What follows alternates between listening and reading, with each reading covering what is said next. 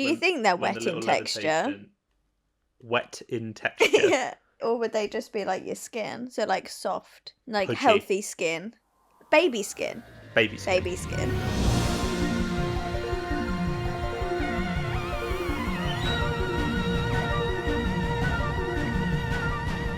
Hello and welcome to the Says Who podcast with Kat and Tip. Hello. How's it going? I'm grand, thank you. Kat's a little bit ill this week. A little under the weather, Yes. some might say. But I have a tea to soften the voice, you know? yes. So I don't sound like, what did you refer to me as? A Dalek last night? Well, yeah, you sent me a voice note with, it had a sort of vibrato to it that was a little bit sort of like that. Yeah, I feel better than I did yesterday. That's good. That's good. Just a cold. Just a cold. No reason to upset anyone. Yeah. No need to worry. Yeah, how you been? Other than your disease? Other than being diseased man. A diseased man? Yeah, you know the the Battles in Time Battles in Times card. Yeah. Other than being Super rare. Embossed. Rare. Mate, I've got about 5 of them. I thought you were going to say, mate, I've got bumpy skin like that, man. I hope you didn't look at the spot on my chin. That's exactly what it was. I was looking at the spot on your chin and went, diseased man. super rare. That would fetch a pretty penny on eBay. Oh yeah, it will. Also, no, diseased man on eBay goes for about $1.99 if you're lucky. By the way. Is that because you've been looking because you got 5 and you want to flog them? Yeah. So if anyone wants a diseased man, specifically from my Battles in Times collection, because obviously that puts value on it. Yeah, absolutely. Obviously. Yeah. Should have coughed all over it. It will literally be a diseased card. Yeah. Diseased man, super rare diseased card from Diseased Cat. There you go. That's got to bump it up to at least £2. Yeah. Free shipping. Oh, now I want to get out my Battles in Times cards. They're right there. I know. We're gonna record a podcast. Oh yeah. Yeah, no, it's fine. Maybe I do that this afternoon. Sure. What was your question? I asked how you are. I know it was a tough one. I know. Good. I'm on the Abominable Snowmen on my classic Who Watch. Oh. At the point of this recording, on the 4th of February, 2026. Yes, we're recording on the 4th of February, which is when the previous episode went out. Yeah. Which I realised today, fun little coincidence, little bit of synergy or whatever. Don't say coincidence. We don't want those blasted goblins running around. Blasted? Wow. What? You just went very Enid Blyton. Don't want those blasted goblins running around. Drinking all the ginger beer. So, last week, we reviewed the episode 42. Yeah. For our 42nd episode. Yeah. And when it comes out, so today, but when you're listening to this last week. Yeah. Is the 4th of the 2nd. Oh my god, we're a genius. We're one single genius. Yeah. We won't be so bold as to assume we've got 2 of us. There's 2 genius brains, but we've got together, the equivalent combination. 1 genius brain. That is a lovely bit of coincidence. Mm-hmm. Pan to a giant crack in my ceiling. I beg your pardon. No. I beg your pardon. I hate where I put pauses in my sentences. Yeah. Giant crack in my ceiling. That's very. You know what though? I've been attuned to hear innuendo in everything recently. Why? Because I was gonna say a dry season. Thank you. Wow, thank you very much. That's wow. You can cut it. But... No, probably won't. No. It's just instantly in my head. You're like, I'm attuned to innuendos at the moment. I'm like, yeah. It's a ride. It's been a while. No, because I'm coming off of Panto season. Oh, of course. And there's innuendos and everything. Mm-hmm. For context, I work at a theatre. And Panto season has only just finished. In fact, I'm having my Christmas party tonight. On the 4th of February. On the 4th of February. So yeah, all I've had for the last 6 weeks is innuendo after innuendo. Yeah. Yeah. So apparently my ear is just attuned to it now. Okay. So if you paused after saying crack, pan to a massive crack, then you've only got yourself to blame, I'm afraid. Okay. For the next time that you pause after something vaguely... I was just talking about the church on Ruby Road because this is a Doctor Who podcast. Yes, and we... talk about Doctor Who. We do, yes. Famously, we always keep on topic. Yeah. Hey, this is our ramble section. We're not on to the topic of today yet. Oh yeah, because we're always very concise and don't go off on tangents in the main... Hey, last week's episode was great. We stayed on topic, I feel. Yeah. But I haven't listened to it back either, so I don't know. That's the thing. You don't know when you're going off on tangents. No, I just talk. Yeah. Yeah. I get something in my head and I say it. Because that's how speech works. Also, I'm drinking out of my Cyberman mug, guys. Just Let's have a look at your mug. It says tea first, destruction of Earth second, and it's a Cyberman holding a cup of tea. I do like that. Yeah, I know, right? So I feel like your voice with this cold has dropped an octave. That'll be great for all of the dogs listening. That's true, yeah. Yeah, I feel like it's even just dropped since we've been talking. Yeah. These past 10 minutes. Oh, I can't wait to have to edit out all of these coughs. So sorry. I don't think I will. It's fine. I think you might just have to deal with the odd I don't cough listen to everyone, it. I'm afraid. No, I don't want you. I'm not talking to you. If you could cough sort of off mic where possible. I did then. No, I know, that's what I'm saying. If you You're could welcome. continue to do that. Okay. Just remember to still speak into the mic. Yeah. Because sometimes you forget that. Last week I didn't. No, I don't think you did. Just saying. It's taken you 42 episodes, but you finally got there. Hey, listen. Rome wasn't built in a day.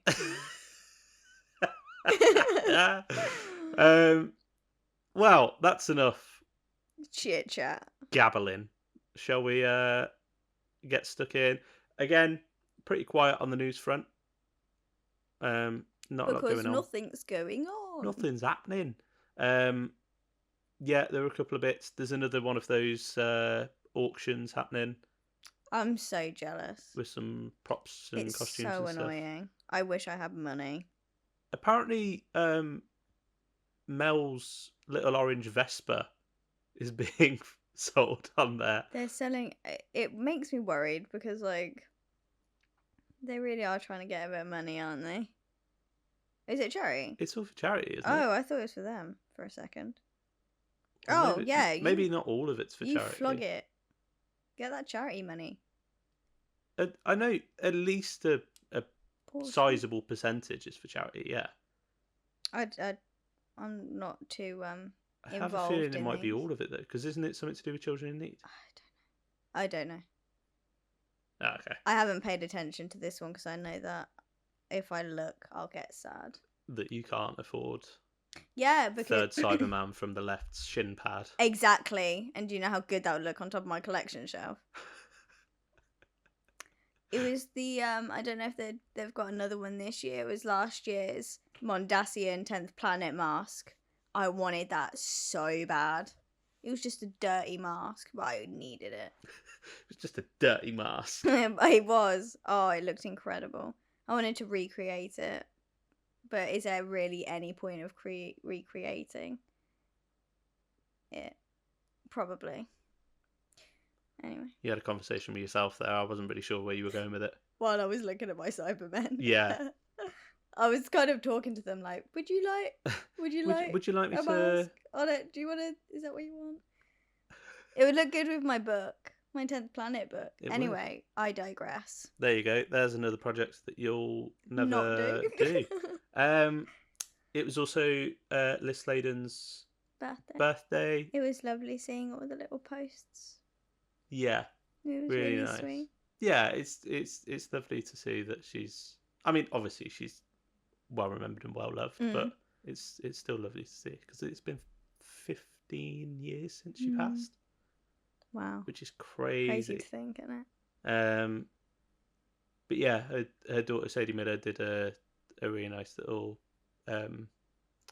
interview thing with the Radio Times on their YouTube, which was quite nice. Just sort of like remembering her mum, and I know Russell put out a nice message. Yeah, really lovely. Yeah, really lovely. Talking of companions, nice segue. Yeah, pretty good. Thank you. You're really proud of that, aren't you? Yeah. Yeah, this week we're continuing our RTD1 little mini arc of reviews. Yeah, so we started with The Empty Child and the Doctor Dances, which was... It was me dancing. What were you humming? I was just doing a little tune. Tune. It sounded a little bit like Tequila. Don't know what that is. Yeah. Tequila. Oh, now I know what you're going on about. Yeah. It wasn't, but you're welcome. Just making up a little ditty. I was just dancing in the TARDIS, to be honest, with the Ninth Doctor. Having a little dance with the Ninth Doctor, are you? Wow. Dry season. Oh, you had a mouthful of tea there. Sorry. I did have a mouthful of tea. I'm trying to. What do they call? Soften the whistles or whatever it is. Wet the whistles. No. I beg your pardon. Right. I'm going to continue with the little intro for the review. You sit there and wet your whistles. Yeah, we did Empty Child Doctor Dances, which was because it was the 80th anniversary of that story. The 80th of the setting. I was going to say, whoa. We did go in a time thing there. Then school reunion for Liz's birthday. Yeah. Then last week was 42. Yeah. On the 4th of the 2nd. We're so good. Episode 42 of the pod. And this week, we've done a Series 1, a Series 2, a Series 3. So we're doing a Series 4 episode. Partners in Crime. Yes. And I know last week I did say that I'd try and find some kind of tenuous link to... Oh my god, did you find a tenuous link? I forgot. Oh, for God's sake. You had the whole train journey. I forgot until just now. Oh, okay. That makes more sense. So what I'll do when we have a little break in a bit, I'll do a bit of Googling and try and come up with something. Good. And then I'll let you all know at the end of the episode. I have a tenuous link. Go on. So you know how it is Dr. Foster, isn't it? No, that's a TV program. Mm-hmm. Madam Foster. What's she called? Miss Foster. Miss Foster. Oh my. Madam Foster. My brain actually isn't here right now. So you know Miss Foster? She wears glasses. Yep. I picked up my new glasses today. That is incredibly tenuous. But my black ones look like a bigger versions of hers. And if I got a pen right now, I could cosplay as her. Yeah, you look exactly like her. In my reindeer pajamas.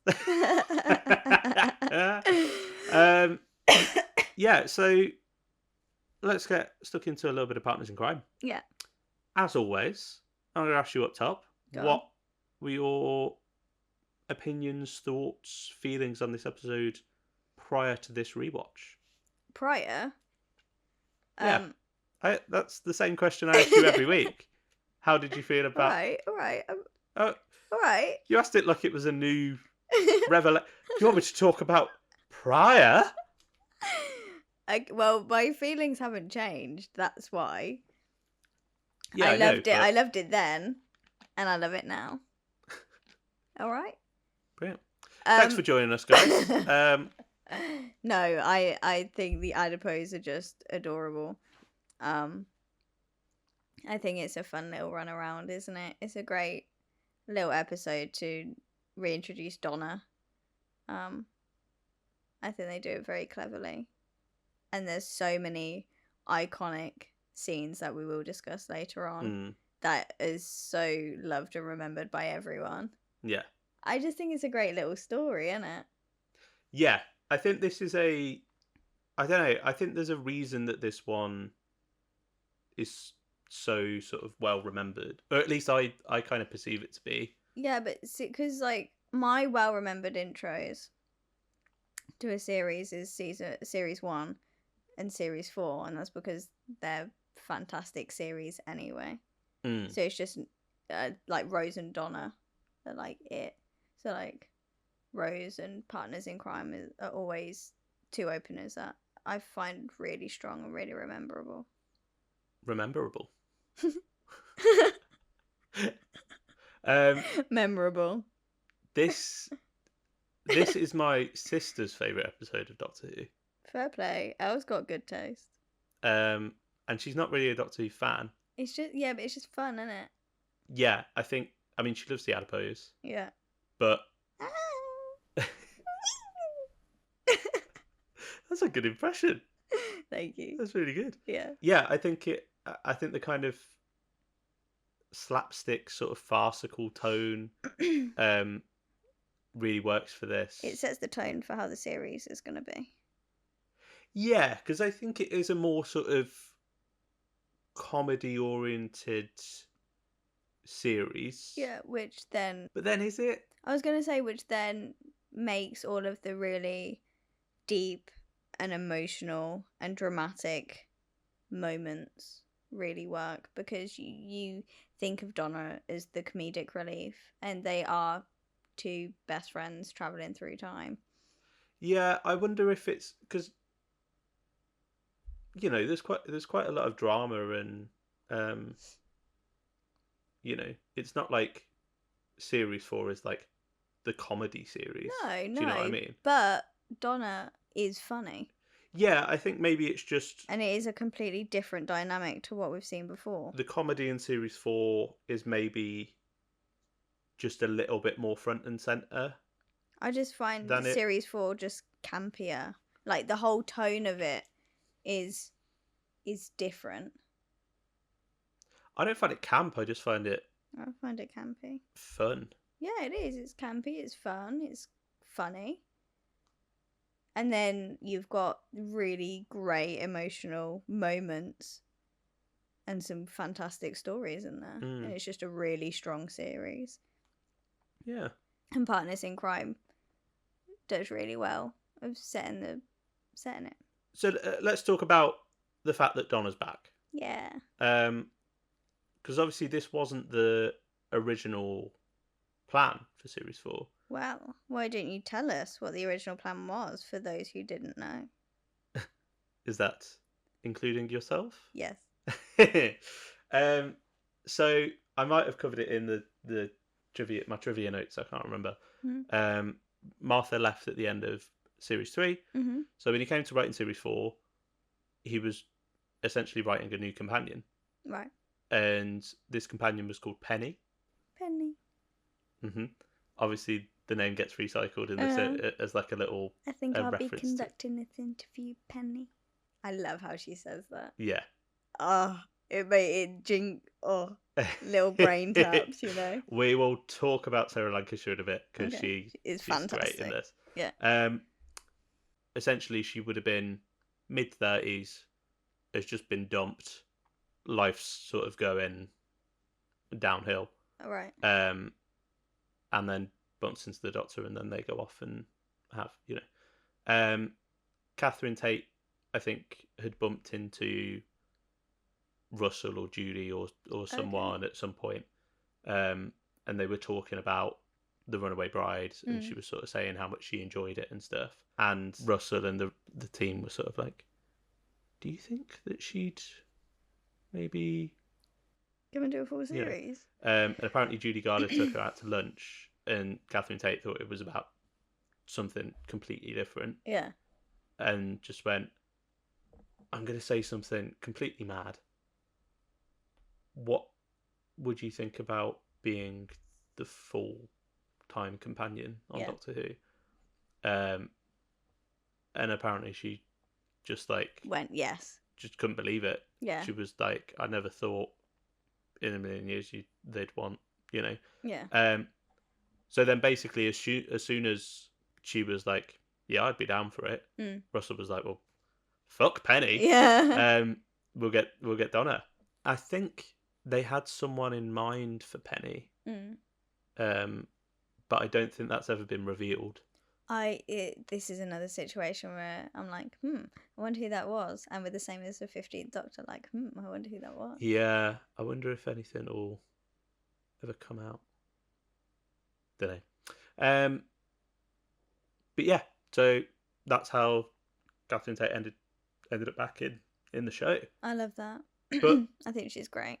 Yeah, and I think it's a nice breath of fresh air for the show at this point as well. Yeah. I was thinking about this when I was watching it the other day. How nice it is to kind of get away from the whole love triangle situation and all the kind of human emotion, like as in like love feelings and things like that for the Doctor, and just have a friend, sort of back just to basics. You just want a mate. Yeah, you just want to mate. Come on, you was disappointed.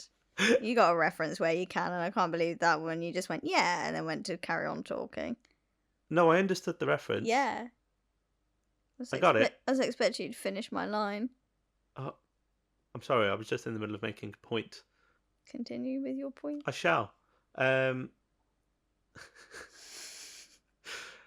Obviously, there's some interesting stuff that they do with both Rose and Martha and their relationships to the Doctor, with their arcs and sort of progressing those character dynamics and absolutely, yeah, relationships and stuff. Yeah, but I don't think I could have sat through another series of it, you know.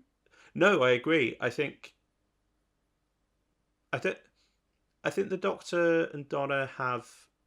I don't know how much their relationship sort of. I think it does grow, but it's sort of nuanced, and it's not. I wouldn't say there's any kind of arc to it. No. Necessarily. They pick up where they left off. Exactly, and I think because they start off on such strong footing. Yeah. And their dynamic and relationship is, you know, it's not to say that it's like flat and they don't have any, because who's saying that? No, this is what I'm saying. Like, I'm saying just because they don't have a sort of arc to their relationship, oh no, doesn't mean there's not interesting things that are going on. Their arc is the Doctor Donna, isn't it? I guess so. I think the arcs this series are more sort of plot based rather than character. Yeah, it's not character driven, is it? Necessarily. But I think it completely works because they just have a great best friend dynamic. Yeah, they're just having a laugh, aren't they? Like, Donna's wants something more, and the Doctor wants a friend and a breather, and she really helps him through all of the things that he's trying to process. Yeah. And all the emotions that he's trying to process as well. Mm. So they're really good for each other. It's a good support system and friendship. Yeah, and I think just, you know, because they have conflict and they have which keeps it interesting. Yeah, it's this is what I'm saying. It's not just like no. Oh, we're best mates now. Well, it's not like 15 and Ruby where it's like we're best mates now, and when there's moments where they should have had conflict and there should have been arguments and there should have been some sort of challenging. It didn't happen, whereas Donna is not afraid to challenge the Doctor, and it keeps it really interesting. And it gives us something to watch and agree with and relate to, and it's nice. But I think also what they do with Donna's character is great, because they kind of retool her a little bit, I think, from The Runaway Bride. Mm-hmm. You know, the start of that episode, she is very much brash, gobby, sort of comic relief. Yeah. You know. Well, Christmas special, isn't she? Yeah, but I think even then it's like it's very like big, bold. What we're used to seeing her do in her like sketch shows and that kind of thing. Yeah, it's very much Tailored to Catherine Catherine Tate Tate. in Doctor Who. Yeah. But I think obviously through that story you do get sort of elements where she's she's got more dimension, she's got more layers to the character, you know. But I think for a lot of it is that sort of comic persona. Yeah. Which I think some people didn't click with and were sort of a bit like, oh, she's just shouting, and you know, like I don't feel like there's a character here. So with bringing her back for this episode, this series rather, I know going into it, some people were like, oh my god, this is an awful idea. Like it's just going to be 13 episodes of her being like, all right, spaceman, and you know, and all of that. But I think they do it quite cleverly by, I think they tone that side of her down quite a lot. You still get obviously moments where she's big and bold and brash and all of that. Because that's sort of, you know, fundamental to the character, I guess. Yeah. But I think they mature her a bit. Well, you see her development from The Runaway Bride, because I never saw her as just kind of like gobby. I felt like she has always been a pretty layered character, especially when Lance starts going on and does his monologue and is like, yeah, Brad and Angelina, all of that. You see her kind of retract back into herself, but you also see that all of her brashness and confidence and mouthiness, I guess, is just her overcompensating for her insecurities and what and what she feels inside. And I feel like she does go on a journey through the Christmas special, and kind of leads her to where she stood then. She's like, I can't, when he asks her to go with her, and she's like, you scared me to death, all of that.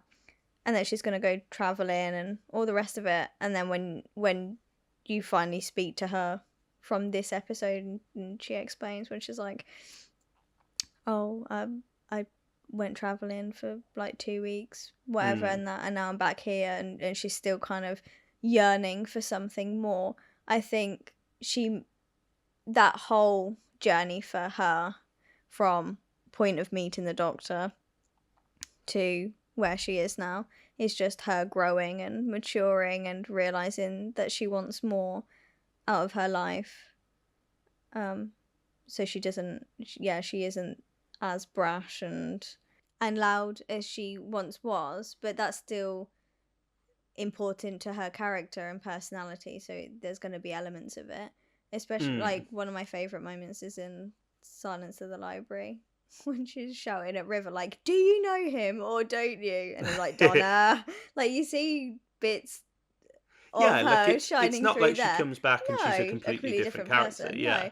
But I think she goes on I think the time from The Runaway Bride to Partners in Crime, even if it's headcanon, her progression and growth was there, and I think it's written very cleverly where you are able to see that.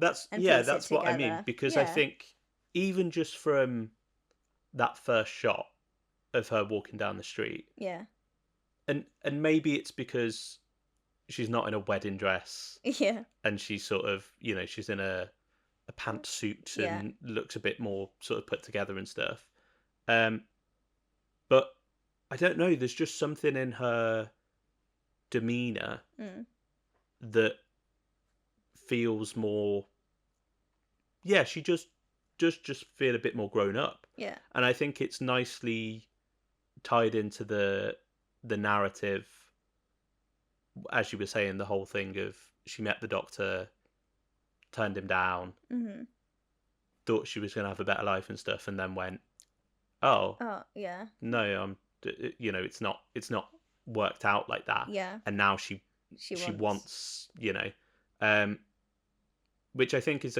a clever way to be like, well, why a companion that was like, "No, I'm all right," would end up back and Searching, yeah.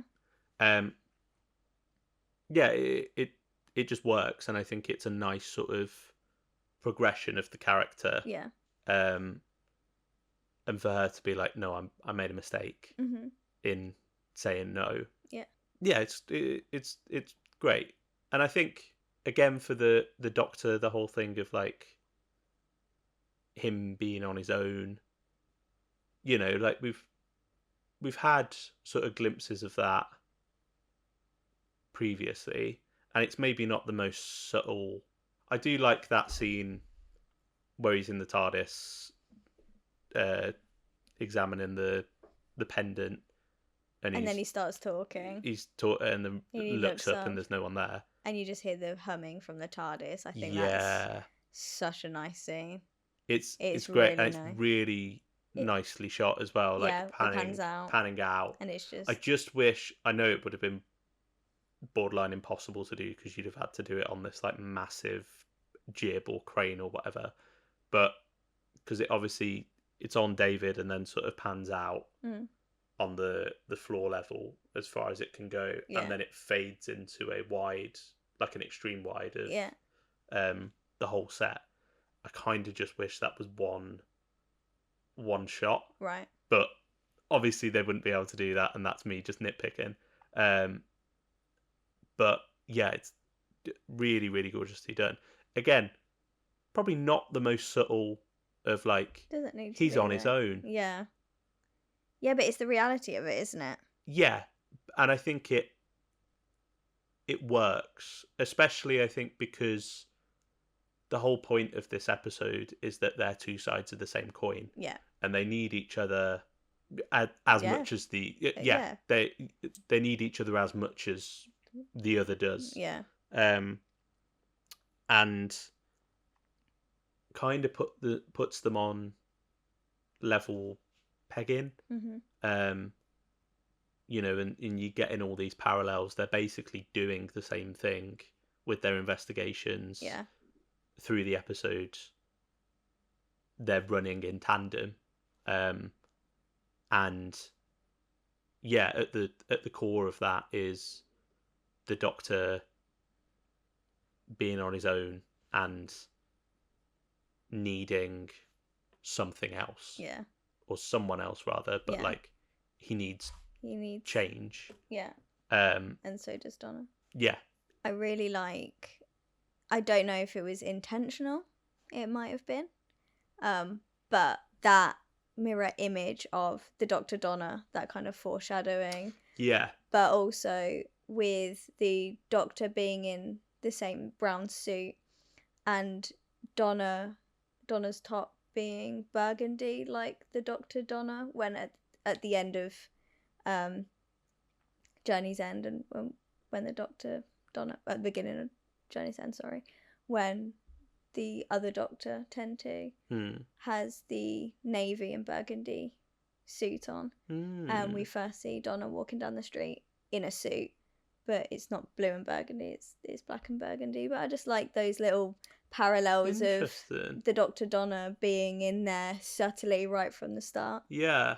I think it's just a nice little... Interesting. I just like it. Because it's like they're always working together. There's the Doctor, and obviously you'd seen it. Although we haven't got to that point yet, it's just always been there for them to see, type thing. Speaking of the clothes, when they first bump into each other, and she's like, "Don't you ever change?" Yeah. For the longest time, like as a kid, I didn't know what she was on about. I didn't realise she meant change clothes. Yeah. Don't you ever change? I thought it was like, oh, you're running in and doing some alien business. Like, don't you ever change as a person? Like what? You never change, do you? No, she's like... No, I understand now. You don't need to explain it. Hold on, let me just mansplain what Donna means. So basically, the Doctor just is before in. You go, for whatever reason, as a kid, I just never understood that she was talking about changing his suit. Yeah.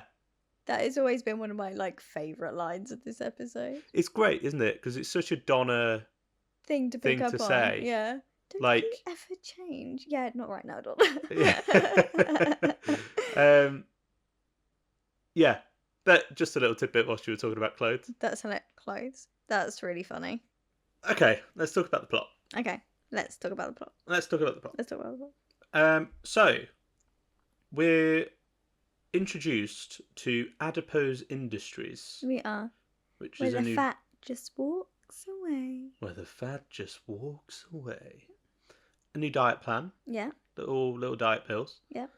And head of the company is Miss Foster. Yeah. Not Madam Foster. Not Madam Foster or Dr. Foster.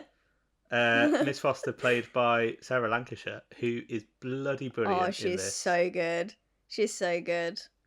She's another one, like Tony Head a couple of weeks ago. She's another one of those actors. It's like, oh, it's almost a shame that you're only in not a bit part, but that you're only in a one episode. Because I watched an interview with her specifically about that, where she was like, it's really, when I got asked if I wanted to be a part of Doctor Who, I said yes, because it's one of those roles where, like, if you're not doing main character full season, it's great because it's only a couple of days filming, and it's great for the schedule. So if I've got like nothing, she didn't say it in these words, but she was like, if I've got nothing going on type thing. There's if a free slot in the calendar, I can just come have a play on Doctor Who for a couple of days, and then that's all that's required of me. And I was like, that's really true, actually. And I guess it must be like a fun couple of days, isn't it? Being especially a villain role. Exactly, yeah. You get to just sort of turn up and be evil and then go home. And she's having so much fun. Oh yeah, you can tell. The vibes are there. And I think it's great. Have you seen her in other things? No. I remember it took me a while to like connect the dots because I didn't realise, because she looks so different in the two roles. But she's the lead in Happy Valley. Yeah. I haven't seen it, but it's a police. Yeah, it's like a thing, isn't it? A crime thriller thing. Yeah. I remember seeing her on like the promo pics. Yeah. It's her and another lady, isn't it? Yeah. But like the range there. Yeah. Because that's so different. Yeah, in that she's very like just down to earth northern copper, like. And in here, she's an outer space super nanny with fat babies. Yeah, and here she's like camping it up. Yeah. To high heaven.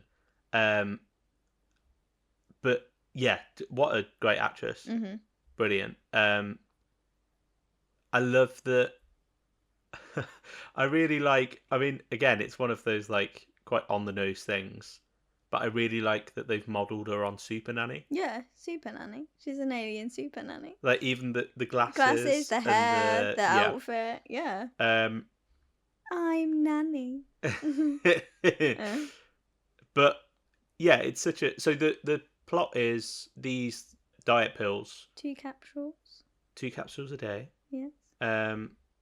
They basically turn human fat into little babies. Little alien babies called the adipose. With one little tooth. The little fang. I love that little fang. Okay, let's talk about the adipose. Adorable. So marketable. So marketable. They're so cute. Yeah.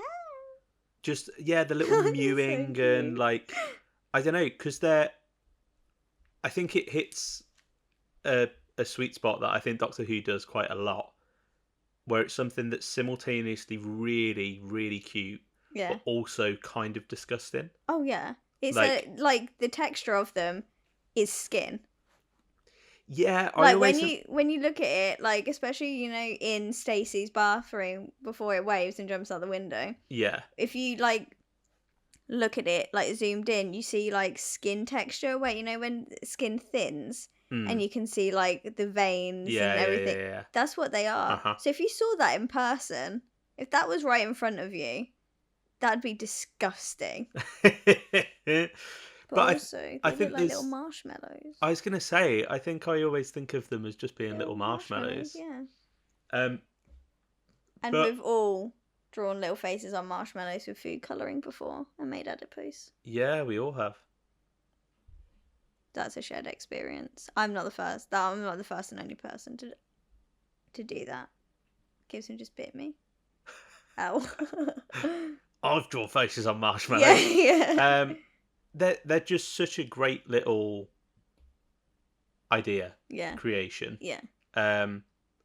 Again, it makes this episode as like a series opener feel quite fresh. Yeah. Because they're not monsters, they're not villains. No, they're not the villain in this story. Yeah, I mean, Miss Foster is the antagonist. Yeah. But it's a byproduct of the adipose parents, she's isn't not it? really. She's only doing her job. They just know that Yeah. they shouldn't be doing it on this planet. I mean, she's a villain Yeah.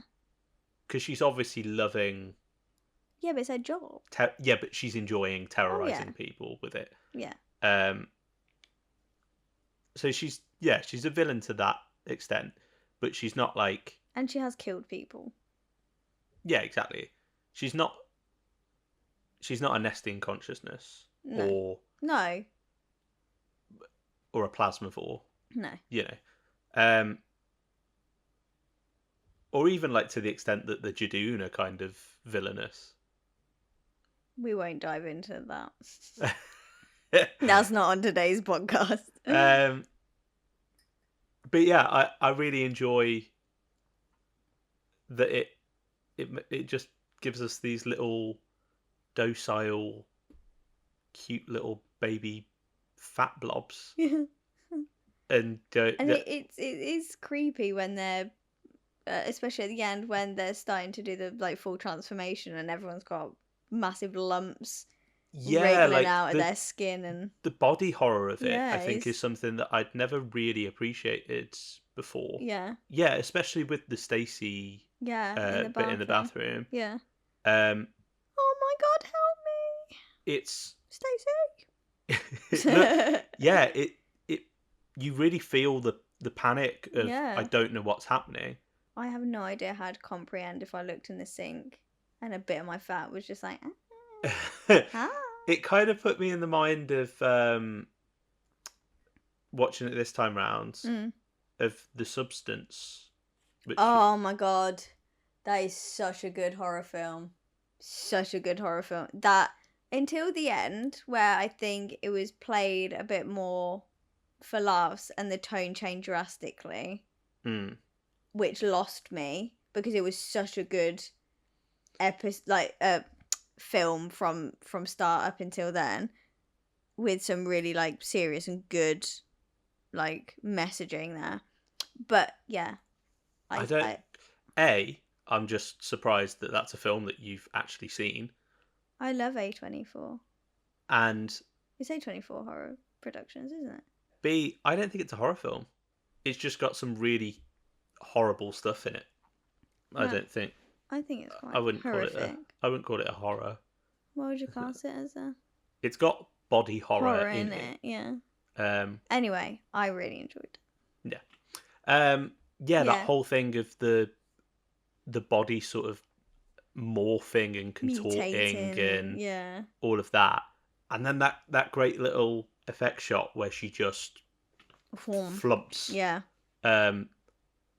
It's scary. Quite horrific. Yeah. And Miss Foster, when she's like, "Oh, they can convert like bones and all of that, makes them sick, poor little things." I'm just like, to be fair, I have the same reaction as Donna.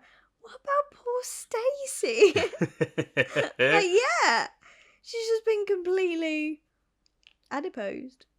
Completely adiposed. Completely adiposed. It's really good. So the plot is that Miss Foster's doing this as a wet nurse. Yeah. Employed by the Adiposian families because their breeding planet was lost. Interesting. Little setup there. Yeah, basically, they want the kids. Yeah. So they're gonna convert everyone to, Yeah. Is the plan to kill everyone? I think Or is it that will just be. Yeah. So, because obviously... Because at the minute they haven't done the full conversion yet. They were just doing little ones, weren't they? Which is what was every night. Well, that's what I mean, yeah. So the people that are on the pills every night, they lose 1 adipose worth of fat. A day. Yeah, I presume that's just so that they can work out trial and error type situations. It's the beta testing before they... and then she does the full conversion thing. She calls it something else, but... I think... Because it's interesting, because the doctor's saying towards the end where he's like, there's a diet plan, it kind of works. To be fair, like, there's not really any... Until they do the full conversion, which apparently makes them sick. Yeah. So they wouldn't really want to do that anyway. Yeah, unless they're, like, doing it to an unhealthy degree. Yeah. Where they just keep taking and then there's nothing left of this person. That like there's no fat on them. Like it kind of does work. Like it's a bit of a win-win situation, really.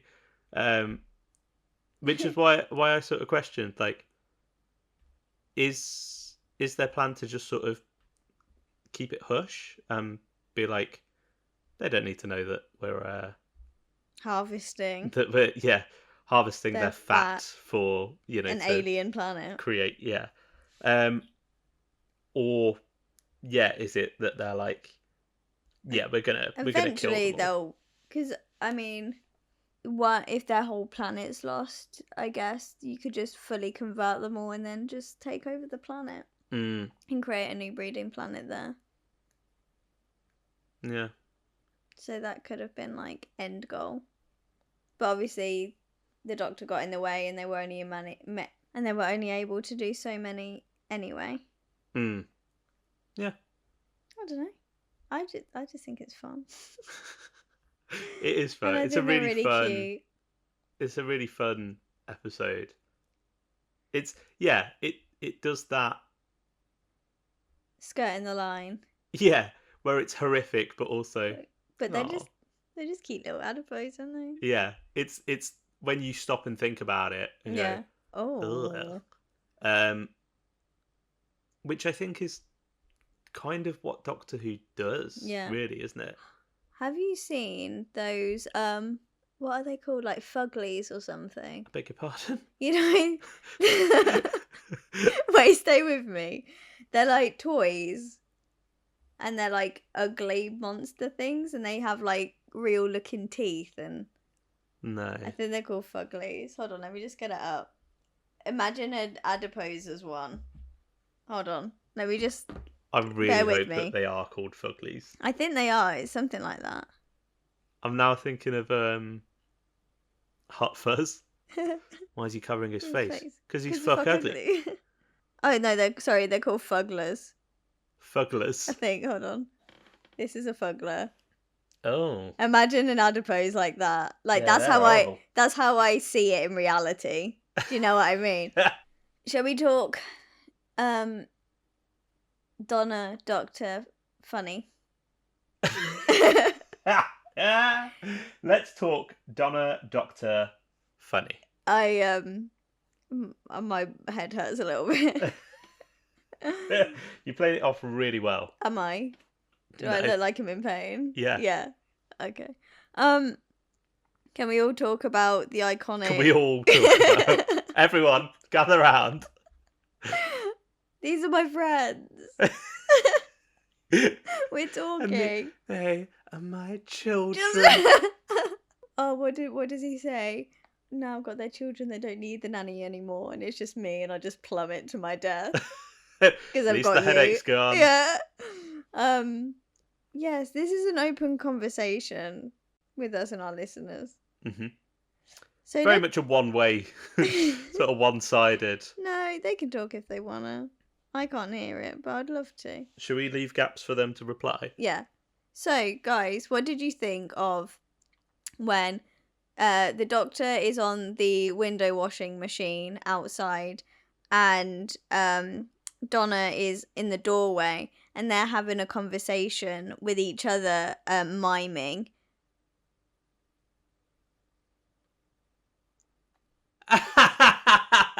Oh, what are you like? Oh, that's really funny. Oh. Wasn't that? God. Jesus Christ. Yeah, I think that might be one of the most perfectly executed comic set pieces, scene sequences in the history of the show. And that's just Catherine Tate. Yeah. And that's just them going, so we're going to give you a few sentences. Have fun. Mm-hmm. I remember she did an interview about it, didn't she? Was it on Doctor Who Confidential? And she was like, I wasn't expecting to turn up and just have to do something. Yeah. Yeah. Just, yeah, go on. Improv. Yeah. It's, yeah. David's reaction as well. I don't know how he didn't crease. I was going to say, I wonder how long it took them to film it. I think the strength of it for me is it's just that classic double act thing of having the Doctor as the straight man.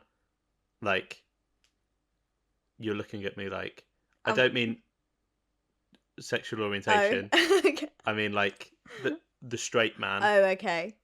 I was. You know when a dog's confused. Yeah, she did a head tilt. The straight man's the one that makes sense, and the one that is the one that's like reacting to the bizarre stuff. Yeah. In comedy. Yeah. In Hot Fuzz, there you go. In Hot Fuzz, the double act of Nick Cross and Simon Pegg. Simon Pegg's the straight man. Yeah. Yeah. You're like, yeah, I know. You didn't know what it meant 2 seconds ago, so I just thought I'd offer an explanation. No, it's right. You can mansplain to me. Oh. You little fuggler. Did you just call me ugly? Wow. Yeah, I think just the chemistry with those two is off the charts. Yeah. It's so good. Yeah. And it almost works even better because obviously the first time round when Russell's writing Runaway Bride, there's so many great comedic moments, and they bounce off each other really well and work as a duo. Yeah. But I think going into this, because Russell knows how they work together now. Yeah. So he can kind of write for that. For them. Yeah. And I think this is just, again, pinnacle of that, because just a beautifully silly bit of slapstick. Mm-hmm. Just right in the middle of the episode. Yeah.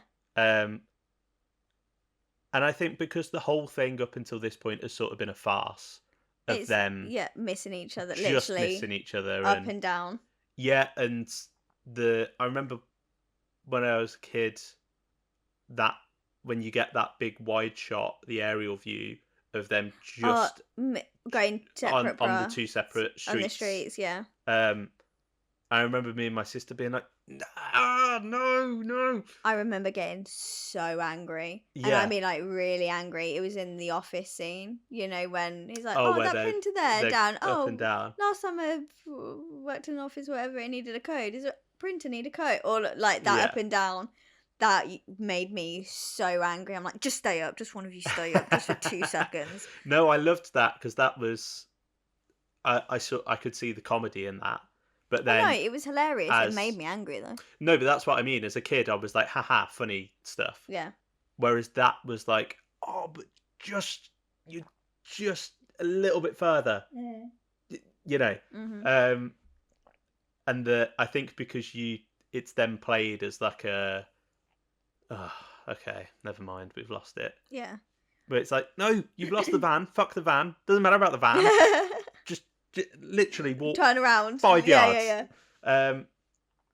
Yeah. Do you know the bit as a kid, but even as an adult now, the bit that still gives me anxiety is the bathroom scene. You know, when Miss Foster walks in and you think that Donna's gonna get caught. Oh, what a great sequence. It's so tense. Yeah. I know you're in here, so there's no point hiding, or whatever she says. It's so well done. Also, Donna on the phone when he's like, "Where are you?" I'm in church. What are you doing in church? Praying. There's so many. It's so good. Quotable. Yeah. Bits of this episode. It's a very quotable episode. Yeah. Like vocal stim episode. You be health, I'll be safety. Now.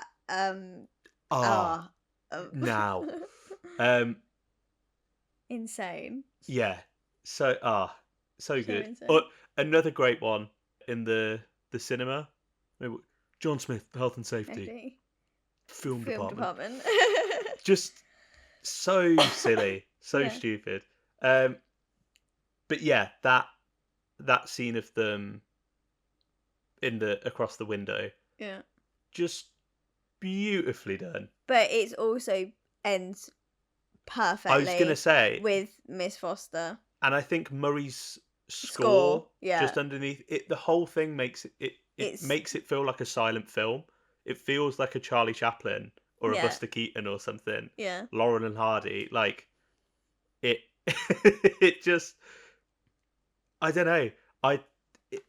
If there's anyone out there that doesn't find that funny, I'm sorry. Like I'm sorry. I don't know. I just find that joyous. Yeah, it is. And yeah, that ending on that shot, the music cutting out, and it's just Miss Foster going, "Am I interrupting you?" Yeah. Run. It's the whole thing's great. I also love, one of my favourite bits is when it's like, and she's gonna need a Sonic whatever, and I highly doubt that's gonna happen. That's not the script. You know what I mean? And it's like, I think that's really unlikely or whatever, and then it just Unless hard she's got cuts. a Sonic device of her own, which is very unlikely. Hard cut to Miss Foster with the Sonic pen. Perfection. So well done. Perfection. That's what I mean. I think because this episode moves at a clip. Yeah. Like it's fast paced, really isn't it? pacey. Yeah. It slows down when it needs to slow down. Yeah. But it needs to be. But yeah, you feel the urge. Not urge. The drive of it. Feel the urge. Urgency is what I was trying to find. Okay. Yeah, there's yeah. But yeah, things like that where just great stuff's communicated in the editing. Yeah. And just how a cut can really just emphasize a joke or the drama or that one from Donna in the window to that sort of, it looks almost like handheld. Yeah. Like where it's like like if it were a document or like a mockumentary like The Office or something, it would be on Donna and then Jim's it would face. sort of like spin round and then be slightly out of focus and but yeah, the Sonic pen reveal, the Sonic pen. Beautifully done. And did I go to school the next day pretending I had a Sonic pen? Yes, I did. You went to school on a Sunday, you nerd. No, you know what I mean. Well, talking of the Sonic pen, the window crane sequence. Yeah. I should have stayed at home. Thoughts? I think it's great. Uh-huh. I like the confidential. Yes. Watching Donna hanging from the little bit. But also, you know what? Talking to Doctor Who Confidential, I really enjoyed watching that scene because it David Tennant trying to catch his Sonic about 20,000 times. It's just so funny. I think it's really well done. I like it. I don't know, the whole thing just feels really slapstick. Yeah. Like even just the Doctor trying to Sonic his way in. And he's like, I can't get in. And then she gets a span and it's like, dun, dun, dun. Yeah. And she's like trying to... And you just see the plastic. Yeah. Because they had to remove the window panel, didn't they? And replace it with something else so that they could do that. I don't think she's actually hitting anything. In the confidential, I'm pretty sure she's... Because there's like a blooper where she goes, "Oh, whack it then." It goes like that. And she's like...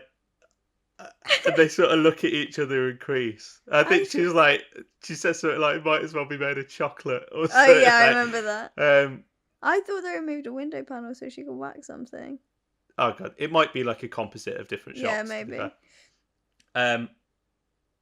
But yeah, just that whole thing. It's Him, like, grabbing her through the window. Yeah. Like, and her legs. just get off. It's great. So funny. It's great. This episode, this is why I wanted to record today, even though I didn't feel very well, because this is just such a feel-good episode. I was thinking about it, you know. You're thinking about it. I'm thinking about it. I'm walking here. I was thinking about how you have your comfort episodes. Yeah. And they're weird choices. Hey, this used to be one of my comfort episodes. I think this is probably my comfort episode of Doctor Who. Is it? Well, yeah. This is the one I watch when I want to fall asleep to something. And I don't want anything that's going to stimulate me too much. So I can just put this one on and fall asleep. It's just a good... It's just a feel good one. Yeah. And it used to be, like, growing up, when my sister then... I mean, she was never really a fan of Doctor Who anyway, but would watch some episodes. Yeah. I remember if I wanted to watch some Doctor Who... It'd have to be... She'd be like... I don't want to watch Doctor Who. But you could be like, she was like, wait, can we put the Adipose one on? Yeah. Yeah. Okay. Yeah. And so maybe it's just one that I've like seen quite a lot. Yeah. But yeah, I really, it's just feel good. Yeah. I really like the cat flap scene.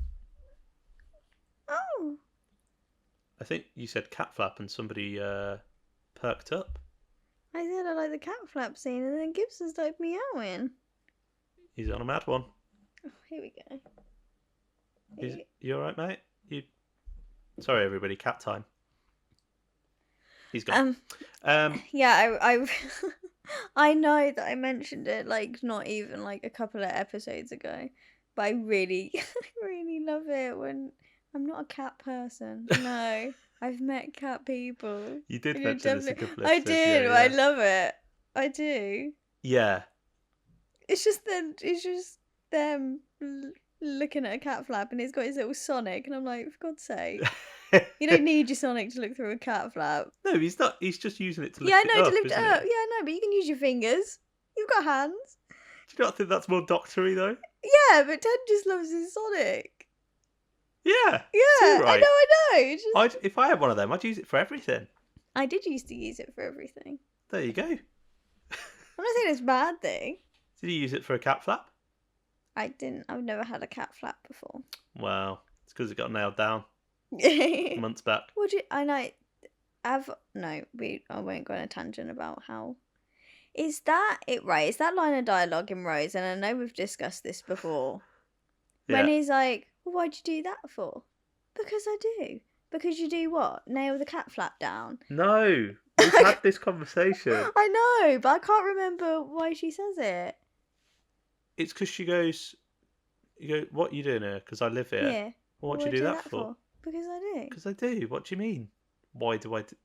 I always thought it was why did you nail the cat flap down? Why would it be that? Because there's screws on the thing and he's looking through the cat flap. And then... No, this is what... Yeah. Yeah, and then they open the door. And I thought he meant, well, why did you screw your cat flap down? Because I had to use my Sonic to take the screws out and look into it. No.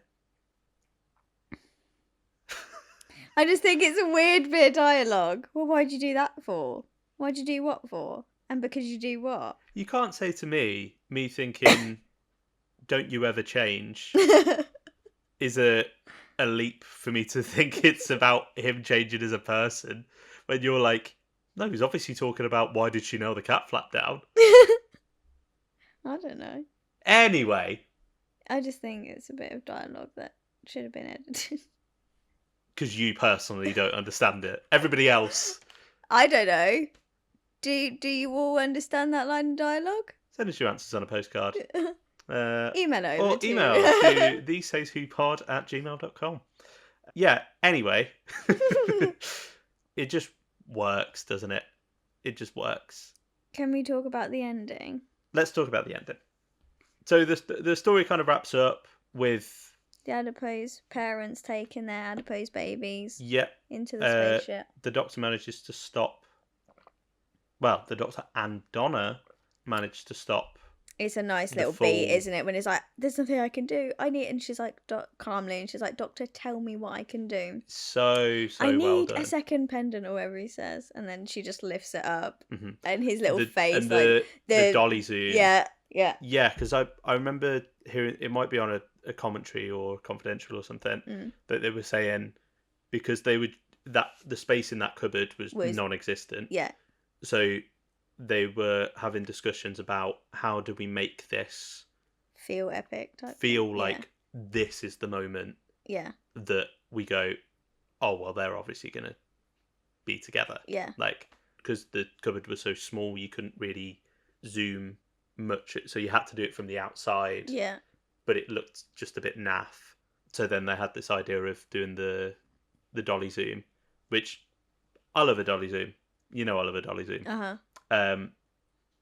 But yeah, really well. I think this episode in general, really well directed. It feels snappy. Yeah. And snazzy. I think it looks very stylish. Yeah. Because a lot of it, I think, it's not maybe not particularly flash in, every shot's got lens flares and real, intricate camera movement, and something a director like Rachel Talalay or someone like that. I think this is a bit more basic, sort of, but has some really nice, even just blocking and framing and things like that, which I think are things that go underappreciated when it comes to sort of direction and stuff. Yeah. But also just some really nice ways of shooting the scenes. And I think what I'm trying to say is I think someone could quite easily watch this and go, oh, what did you think of the direction? Yeah, it was fine. But also, I don't know. But also, you don't know. Do you have a point? I think there's some real nice shots in it. I think it's really competently directed. Right. Despite maybe not being as flashy. Yeah. Okay. That's what I'm trying to say. Okay. I got there in the end. You did. Well done. Thank you. Where were we? I said we were talking about the end. The dolly zoom. Yes. So yeah, all the adipose get. That's the noise I imagine they make when they get pulled off the ground. I think maybe. Yeah, I think it was in a commentary. Yeah, it is, because it's Catherine Tate. Because David Tennant goes in the scene in the bathroom. Yeah. How did he get up the wall when he's only about a foot high? Yeah. And Catherine Tate's like, oh, aren't they like suctioned? She's like, I imagine they're just like little. Yeah. Like, and he climbed up the wall. Yeah. So that's what I imagine the sound of them. Yeah. When the like thing... when you lick one of those sticky things and put it on your window. The sticky things? The little suction cup things. You lick them? Yeah, because you want to get the fusing when you make it. Fusing? When you make it a bit moist. I didn't realise this was a physics podcast. No, but you do. You wet it, so when you do it, the suction's stronger and it sticks to the window better. Oh, I never wet the... Okay, well, that's just...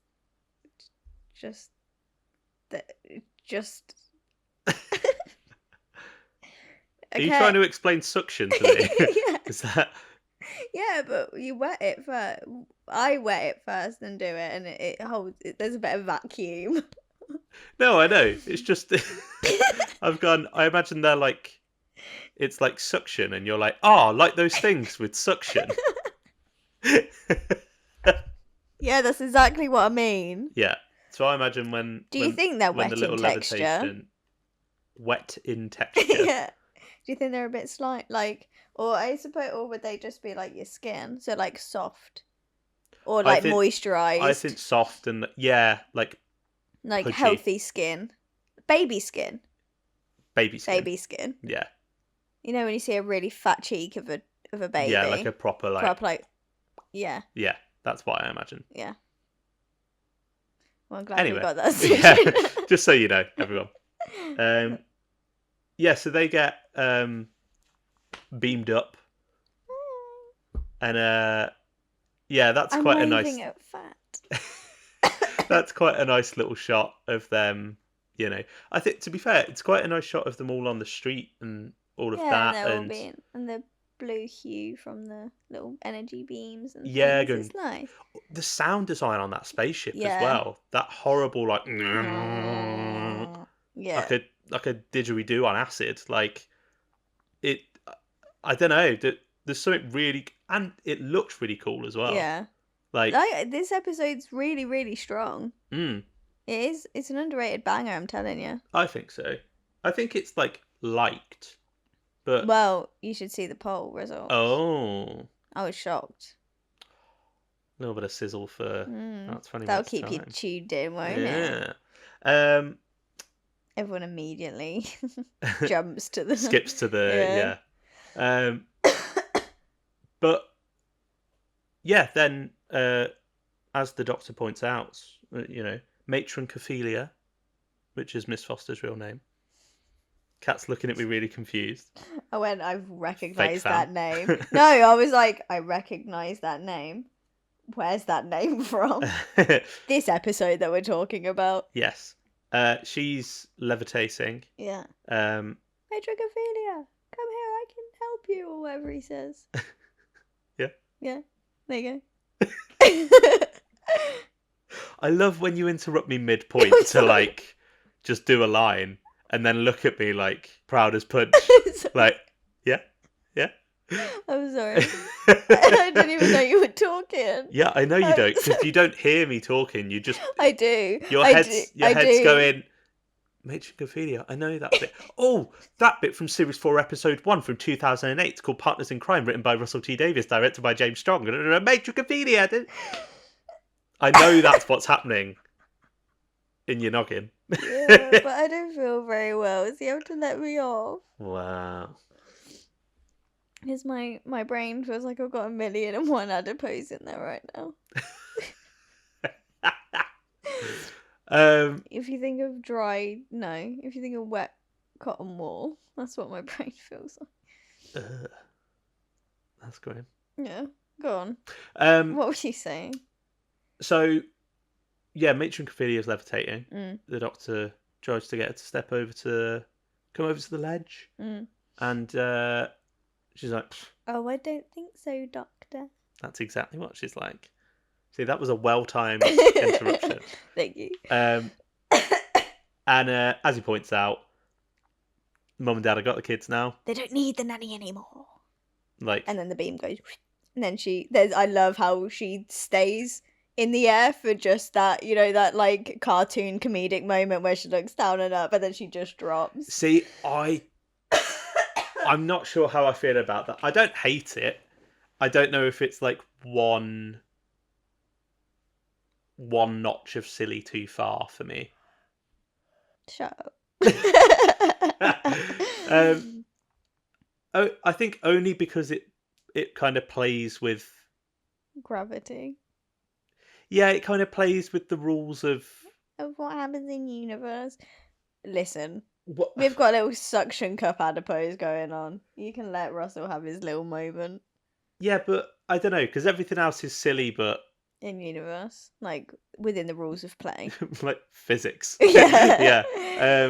It just, as you say, becomes cartoonish Looney Tunes for 5 seconds. Remember, it's a kids program. No, I know, but I wonder if little Liam was watching his telly. Going, actually, I don't think that abides by the rules of the Doctor Who universe.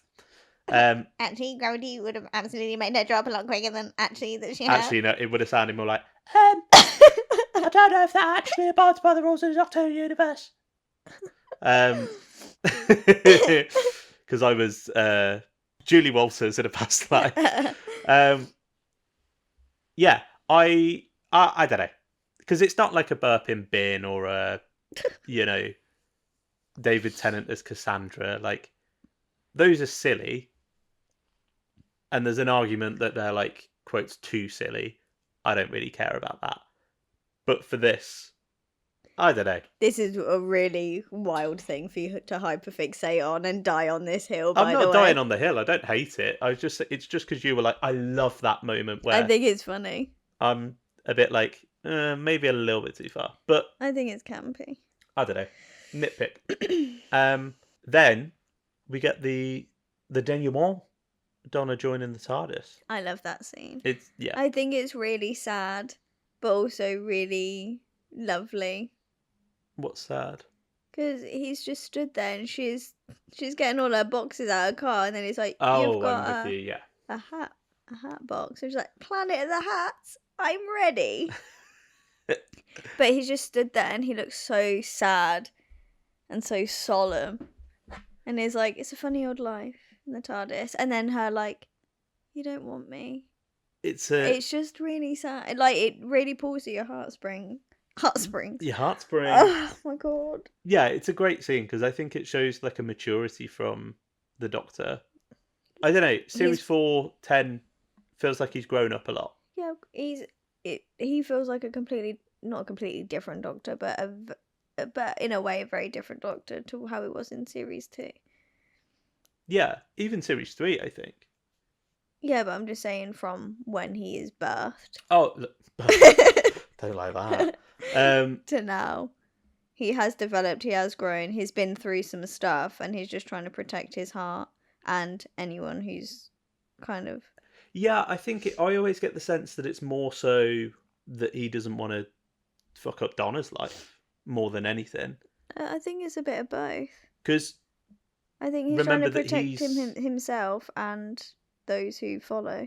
But remember that he spends the whole thing being like, I'm so lonely, I want someone to share it with. Like, I need a pal. Yeah, but that's what I mean. He wants to make sure that there's no... Like with Martha, how their relationship was... You know, when he's like, she fancied me. Yeah, And he wants to make sure that isn't the case. He just wants a mate. He just wants something chill. No, but I think before he's kind of like, when he's kind of like turning her down. Mm. Well, because he says, doesn't he, like last time with Martha, you know. Yeah, that's what I'm trying to say. I ruined her life and it got complicated and that was all my fault. Yeah. And him, I think that's massive for the character. Yeah. To be like, to own up and say, actually take, responsibility and accountability. Yeah.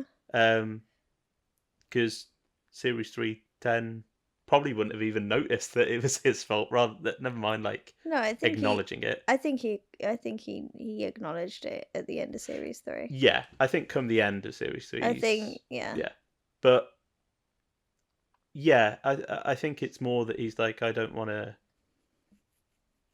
He doesn't want a messy adventure, does he?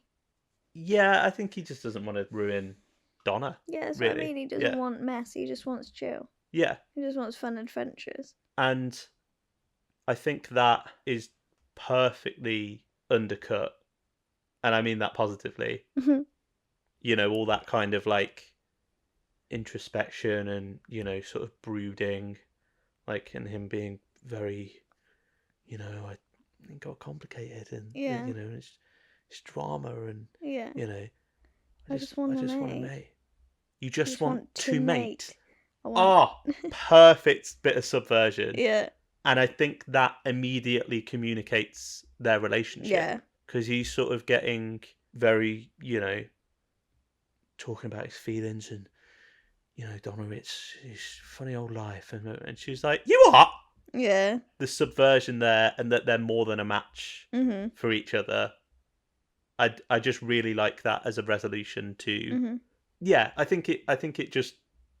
I mean, this whole episode does anyway, but I think that scene in particular sort of goes, this is what you're getting for the rest of the series. Like, this is the foundation of, I told you this episode is a brilliant setup for what's to come in series 4.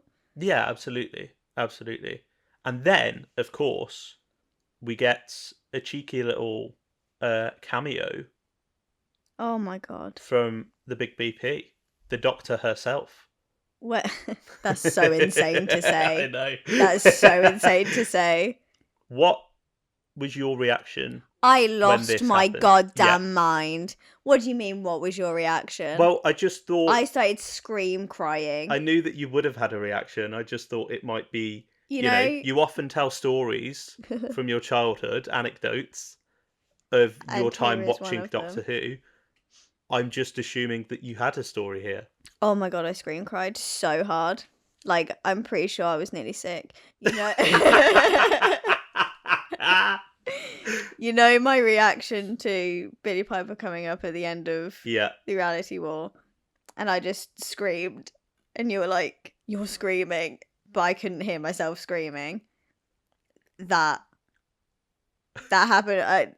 It happened when I was however old I was in this episode, and it happened again when I was 27 years old. Anytime Billie Piper makes a surprise appearance in Doctor Who, I scream cry. No, well, did you know? So because I know nothing, so I didn't know she was coming back at all. nobody did. Oh, in this. okay, good. I was gonna say No, because you were saying when we spoke with Phil about the anniversary stories, you were saying that you didn't know that David Tennant was in Day of the Doctor. no, I didn't. So presumably you didn't know that Billy was in it either. No. So same reaction? Yeah. Jesus Christ. I went, what? What? I was like, but how? You did a what? I did a David Tennant what? I was like, how is this even possible? No, I did absolutely lose my mind when I remember distinctly actually, because obviously we don't see her face until the end. We just see the back of her head, and it's the blonde hair. And I remember going, I know that hair. I know that hair. I was like, I know that head. Like I know who that is. What, even as like a 10-year-old? Yeah, because you know people. Yeah, it's just interesting that you're You got like you got to remember. granular sort of hyperfixation on. I wanted to be this person. Yeah, that's true. That's true. Like every part of my personality, everything was molded around a certain Miss Rose Tyler. So I was like, I know that hair, I know that head. What the hell? And then we just get a big face full of Billy. A screen full of Billy, and I lost my mind. And I was like, how? How on earth is she coming back? Again, also, 10-2 colours. She is in the navy and the burgundy. Yeah. I love I think we spoke about this on the pod before. I can't remember when, but yeah. It's come up before, yeah. Incredible scenes. Yeah, it's How did you react?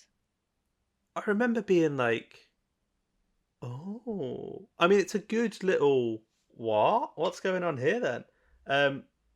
In retrospect, the only thing I wouldn't even say it's the thing that I don't like about it, but it's just a thought that I had. You think it undercuts Donna's comeback? No. Okay, that's not good. Necessarily. Because I was going to argue with you. Yeah, I think there's an argument for that, but I don't think necessarily.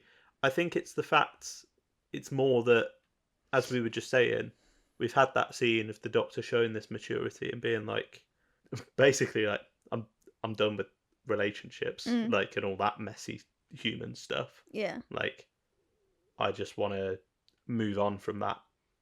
And then we get, literally seconds later, the girl, the love of his life. Yeah. Yeah, I don't know. I think it's interesting. Yeah, but it brings that drama in, doesn't it? It does. I just wonder if it maybe overshadows the. I don't think it overshadows it. Yeah, I don't know.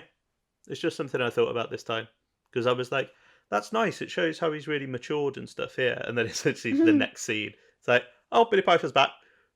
Never mind." Yeah, but he's still mature when he's with Rose. He still has to make proper decisions.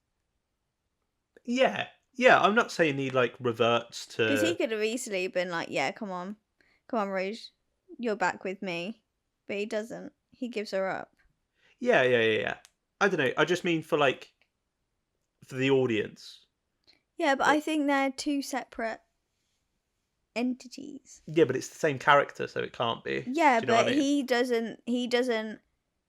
If he saw her and then instantly reverted, that would be different. But he doesn't even know she's there. So you're projecting that he would change if he knew that she was there. No, I don't think that he would change because he doesn't. Exactly. So Yeah, so you're I don't understand what your point is. I'm saying from like Because he can I feel like this episode is sort of saying, right, okay, enough of all of that romance subplot stuff. Let's just go off and have fun adventures, time and space, couple of best mates, they're having a laugh. that still happens even though we see Rose.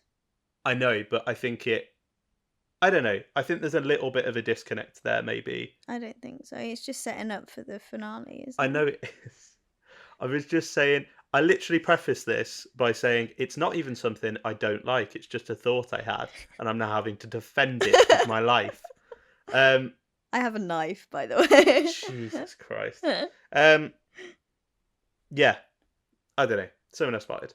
Anyway, you know who we haven't talked about? Wilf. Bernard bloody Cribbins, the old Cockney legend. I love that man. So do I. Ah, Yeah, because this is when we see him again, isn't it? yeah. And it's an actual thing that it's Donna's granddad. Yeah. Wilf is such a great character. I really like Donna's home dynamic. Yeah, I think it's also interesting to get a little bit more insight to her relationship with Sylvia. Yeah. Because I think that... The little montage at the beginning. Yeah, when she's just speaking at her and she's just there dissociating. Oh my God, how many times have you had that exact experience? Anyway, Wilf. Always up the hill is our Wilf. He's always up the hill. I really like that they make him a stargazer. Yeah. That's a nice little detail. It's so... Oh, that's one of the most beautiful things about this episode. This setup when they have their lovely little moment up the hill stargazing and she's talking about, if you ever see a little blue box, yeah, you just shout for me, Gramps, you just shout. And then at the end he's like, where do you want to go? And she's like, however many miles that way. And then he's like, Donna, and then looks through and then she's waving and he's just like, you go on, girl. Oh, I cry. I do. My tears come out of my face. That's what crying is. It's so wonderful. It's this is what I mean. It's such a feel good episode because it's funny, but then it's got real heart to it. Yeah, and I think Wilf is just he's just heart, isn't he? The encapsulation of that. Yeah, brilliant character, and I think so much of that is just from Bernard Cribbins, and that's a lovely little ending, I think, for the episode. The little, even just the shot of just through the telescope, and the little wave. Oh, it's him! Yeah, brilliant. Oh, that's left me with a smile. There you go. Thank you. You're welcome. Well, keep that smile on your face because you know what time it is now. Oh, is it our trivia section? It is our trivia section. Go on, give us some trivia. Oh, I will. Remind me again, what is the name of our trivia section that we say every single week? I'll tell you the name of our trivia section that we say every single week. Can you believe we've said this title 43 times? I know, it's crazy, isn't it? Our trivia section is called You've Got a Fact Box. I actually really like that. Thank you. I like that. It came with the impression. Planet of the Facts! I'm ready! It came with the impression as well. Yeah. Yeah? Yeah. It's full package. Full package. Yeah. Full hat box, one would say. One would. That one would be you. Give me a fat box. Let's have a look. See what's in my fact box today. I said fact, but it sounded like fat, and either works. Another an alternate title was "I'm waving at facts," Nice. but Nice. I quite liked Fact Box. Me too. It feels more tenuous. Yeah. Therefore, that's the one I went for. Oh, I've not looked for. I was about to say that just reminded you, didn't it? Yeah, I'll have a look in a bit. So, here you go. Here's the bit about the original Penny Carter, the companion. He described her as 30-something, recently jilted by a boyfriend, and strong-willed in the vein of Donna Noble. Oh, well, there you go. So, there you go. It was just going to be a Donna copy. When Catherine Tate became interested in reprising her role as Donna, the character was dropped and the name was recycled for the journalist character in the episode. There you are. There you are. One original idea for this series opener was having London sealed off under an enormous dome, whilst an alien hunted through the streets. Russell later said that he was glad he hadn't moved forward with this, as the concept was used in the Simpsons movie. Yeah, it was actually, wasn't it? Another idea was a story set in a dilapidated old house with a portal to another planet, which had been overrun by the vicious dog-like Vorlax. That sounds epic. That's pretty cool. That does sound really cool. In order to achieve the Yeah. In order to achieve the shots of the Adipose army on the streets of London, the mill used a software called Massive, created by Weta Digital, who created all the CGI for the Lord of the Rings movies. Oh, that's cool. So it was like a big bit of software. Yeah, I remember watching. I think that was on a Doctor Who Confidential or something like that. So. Yeah. Rose's cameo in the story was shot along with her scenes for Turn Left and removed for media screenings, meaning it went successfully unspoiled before broadcast. The positive reaction led Russell T Davies to add another surprise cameo from Rose into The Poison Sky, along with the one already planned and filmed for midnight. Interesting. So, imagine something going spoiler free. I know. Imagine not having things leaked. I know. That's actually insane I think to think about. The most interesting thing for that, for me, was the fact that it's not in studio. No, it was out. It's on location, yeah. Yeah. But I think people knew that she was coming back for Turn Left. Did they? I imagine so, because otherwise people would have been like, "Why is Billie Piper in Cardiff?" Adventure.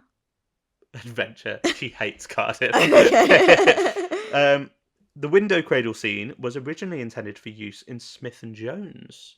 Oh. But was cut and used for this story instead. That wouldn't have made sense because they would have just died though on the moon. No, because they're in the bubble, aren't they? Yeah, but how far? I don't see the bubble as like a bubble. He throws the pebble from the balcony and it's the force field, doesn't he? Yeah, but I don't see that relatively being close enough. No, it's pretty far out. Okay. Well, I'm glad they didn't use it though. The adipose developed from Russell T Davies' idea that alien genetics were hidden in doses of Botox-like drugs, resulting in users being overwhelmed by the genetic code and transforming into aliens. Their design was inspired by a stuffed toy that Russell T Davies owned. Wow. Ironically, it was a fuggler. Ironically, they would later be made into plush toys themselves, and he later joked that he lost a fortune by licensing them under a BBC contract. I think they were partly inspired by. Do you remember the old Vauxhall advert with the Come On puppets? Yeah. I think they were kind of inspired by them. Right. The word adipose is the biological term for body fat. Mm-hmm. This is the last episode until the Day of the Doctor not to include a pre-title sequence. Does it not? No. Go straight in with the titles. Oh, yeah. What? Day of the Doctor? Yeah. Oh, wow. There you go. Because it's the old Hartnell one, isn't it? And then it fades to the... Like a homage to the first shot. Yeah. Yeah. Oh, wow. Oh, wow. Interesting. The script includes the lines that Donna's mime is supposed to indicate. I came here, trouble, read about it, internet. Yeah. I thought, trouble, you. And this place is weird. Pills. So I hid. Back there. Crept along. heard this lot, looked you. Because they... Yeah, nice. There you go. And finally, young cat, thought I'd save this till Oh, yay. last. Foreign titles. It's foreign titles. I love foreign titles. The French, very literal. Fat. The Return of Donna Noble. Oh. The Italian, Adipose Industries. Let me fair. It says it's on the tin. Yeah. And usually you'd assume that, like, the sort of literal, quite straightforward ones would be the German. Because classic Germans, very efficient, to the point.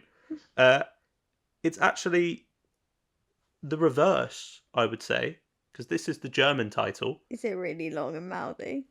No, it's just an interesting direction, I think, to take it. Okay. The German title for this episode is All Hail to the Fat.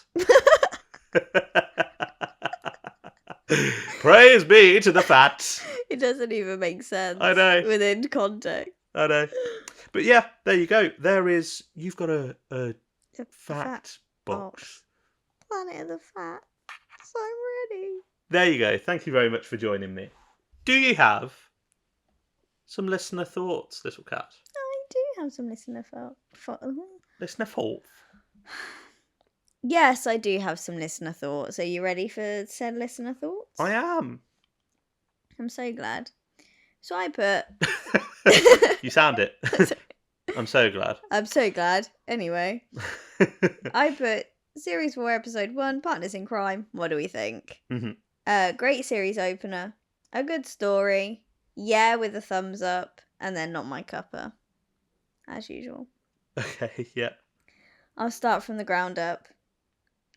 We had 5% for not my cuppa. Okay.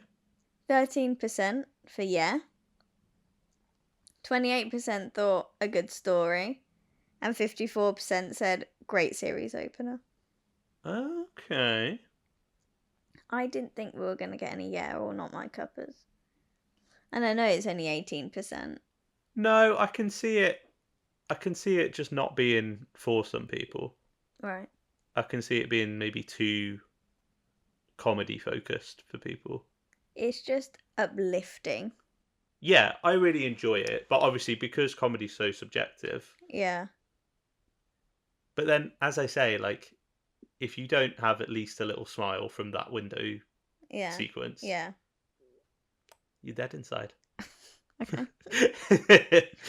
Well. Yeah. What did people say, more importantly? More importantly, Josh said, I don't normally rate series openers that highly, more because they naturally have to carry different roles for the most part. And then in brackets, introducing new doctors, companions, etc. That means sacrificing any more meaningful commentary like you'd get at the back end of a series. That being said, Partners in Crime is definitely a better example of a story that balances what it needs to do with a phonetic pace and decent commentary about pharmaceuticals. Interesting. And I fully agree. I think it does the balance really well. Yeah, I think so. I think it helps a lot that we've already met Donna. Yeah. And it reintroduces her, but it doesn't do all the heavy lifting that it normally has to. Yeah, it's not got as much work to do as Rose or Smith and Jones to introduce us to this completely new character, and then for the Doctor to meet them, and you know, because it's not until like the halfway point that they actually meet. Yeah. But I feel like by that point, it's I don't know. We've already got a good idea of each of them anyway, so when they come together, it just works. Exactly. Another one. It's a solid opener, more focused on the comedic than the sci-fi, but it still works. Love everything about Ten and Donna reuniting, the mime scene, and when she tries to bang the window and the camera zooms in. I don't know what it is about, but the camera movement makes it funny. Yeah. And then one of Russell's best series openers, and I like the little flat blobs. Flat bobs. Oh, Flat Bob. I like the little fat blobs. And Nick says, a joyous romp, so silly, but it knows it and has fun. The Doctor and Donna constantly missing each other, and their eventual reunion is iconic, and everything with Wilf melts my heart. Completely agreed. The reveal of Rose blew my mind as a kid, and the reaction at school was crazy. I completely Yeah. agree. Oh my god. I just realised something. Go on. That's so annoying that I've only just realised. You know earlier when I said that she's wearing a black suit? It's not, it's brown pinstripe. Is it brown? That's brown pinstripe. That's a dark brown pinstripe and a burgundy top. So it's both doctors. So she is the Dr. Donna. That's annoying. Can we go back into Parcel? That's a great spot, though. That's a great spot from you. Yeah, so Donna's wearing a brown pinstripe, blazer, and burgundy top. Again, indicating the Dr. Donna. Absolutely love that. That's great stuff. Good spot from you there, little cat. Thank you. If there's anything I'm good at, it's costuming. And foreshadowing. I do like those. And foreshadowing. I do like a foreshadow moment. Okay, so I've tried to find as tenuous a link as I can. Yeah. I've gone on to famous birthdays to see whose birthday it was on February 11th when this is coming out. Okay. And one that's come up in 1998, the American R&B singer-songwriter Khalid was born, and he had a hit song, "Location." If only the Doctor and Donna knew each other's location throughout this episode, am I right? Oh my god, no. That angered me. That actually made me angry. Angry? There's an E in there. Yeah, that's how angry you are. You've added letters. Yeah. That actually made me angry. That's kind of the best I've got, I'm afraid. It's also Natalie Dormer's birthday. And how does that link to Partners in Crime? Because this episode is about the cosmetics industry. Right. And beauty standards. Yes. And Natalie Dormer is gorgeous. There you go. Wow. Thank you. You're welcome. I was going to say, what about this is coming out the day before Valentine's Day and Stacey goes to break up with her boyfriend? But it's not coming out the day before Valentine's Day because it's not. It's good. Yeah, but it's the episode releasing closest to Valentine's Day. Yeah, and Stacey's breaking up with her boyfriend. Yeah, because she can do better in them. Because she can do better. And you know what? Maybe some of you can do better than your partners. Okay. So this is your your message to break up with your. If you're looking at your partner, if you think, do I want to spend the rest of my life with this person? If the answer's not immediately yes. You can't say that. You can't be doing that on here. You can't do that. That's not something that can happen. Don't listen to me. I'm just bitter and single. I was going to say, you've got a dry spell, mate. Don't listen to it. You need to stop talking about my dry spell. Anyway. You bitter little man. That's me. It always shocks me because you're not small. What are you talking about? Because you're 5'10". Yeah. Yeah, I just forget sometimes that you're not a small man. What do you mean? Because you're quite tall.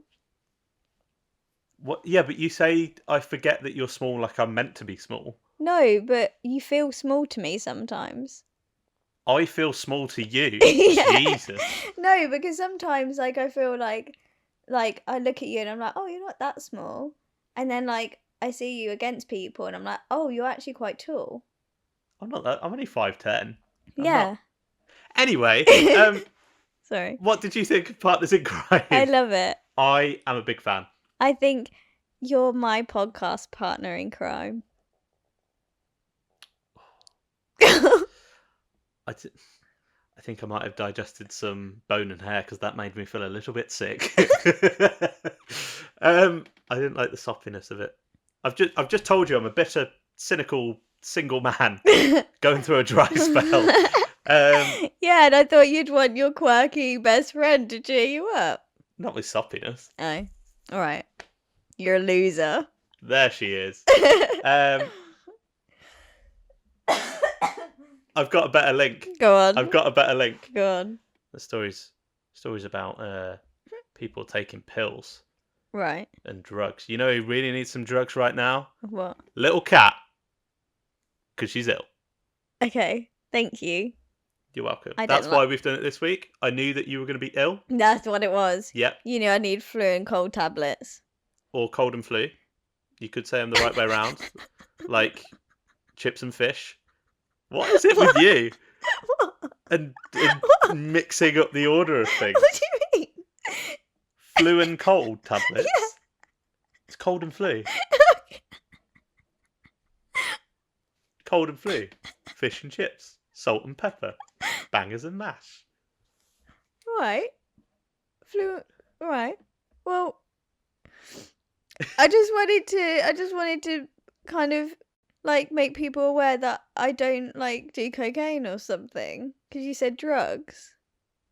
So I just wanted to say like he meant flu and cold tablets. Yeah, I did. Obviously, I went because you're ill. Yeah. Well, I don't know. Oh, I'm feeling a bit under the weather. I'm going to do a massive line of cocaine. No, because I watched something the other day where someone did ketamine therapy, where they injected a couple with ketamine so that they could drop their barriers and talk openly about their romantic relationship. Sure. Is that what you think I was suggesting for next week on the podcast? No, I don't like drugs, and this is what I'm trying to say. Don't do drugs. Because they might make you A birth. sick little adipose. Yeah, a sick little adipose. Don't do it. And if you take one thing away from this podcast, let it be that. Don't do drugs, kids. No. Oh, what? Ketamine therapy? No, I was What? agreeing with Oh, you. you were doing... You went, don't do drugs, kids. And I went, no. Yeah, I thought you went, no, that's not what we're taking away. And I went, well, what are we taking away No, then? do drugs. Yeah. Don't stay in school. Break up with your partners. Right, dry spell. Happy Valentine's Day, everyone. Thank you very much for joining me and a very sick little cat for this episode of the Says Who podcast. If you have enjoyed, give it a like, give it a share, follow us. You can give us a rating on Spotify or Apple, wherever you listen to your podcast.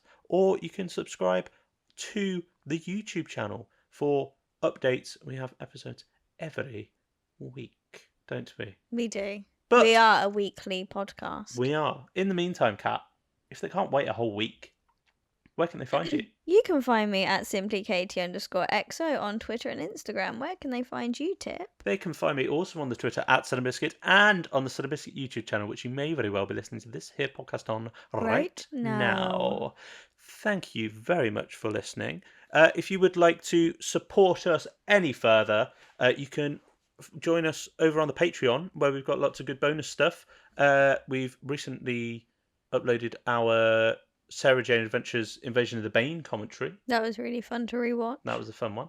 Oh, wait, I say rewatch. I've never seen I was going to say rewatch, and by rewatch I mean watch for the first time. And we've also got our bonus podcast, 8-track, which is us where we go through all of the Eighth Doctor's Big Finish audios from the start. Yeah. And Kat, who has not listened to a single one. I have now. I've listened to 2. She's listened to 3, actually, because you've Oh, yeah. already heard Chimes. Which is my favourite. Shock. We will be back next week with a very interesting little topic episode, won't we, young Kat? Yes. What are we looking at as she frantically searches the schedule? We are doing my idea. It is your idea. The That's why I Monster want Mash. It is the Monster Mash. The Monster Mash. Basically. Yeah, the Monster Mashups. Basically, what you do is... Basically, what you do is you take a Doctor Who story and you go, I know. A different Doctor Who monster would work better here. And then you swap it out. that was a long-winded explanation. Yeah, we're looking at basically what would happen if you replaced a story's monster with another one. Yes, I couldn't have said it better myself. I know. I watched you try, and it was painful. But Thank you for punctuating my butt. Oh, innuendo. Right, Panto. Thank you very much for joining us. Apologies for the rambly outro. I'm sorry I'm so poorly today. Me too. All right, bye. Bye.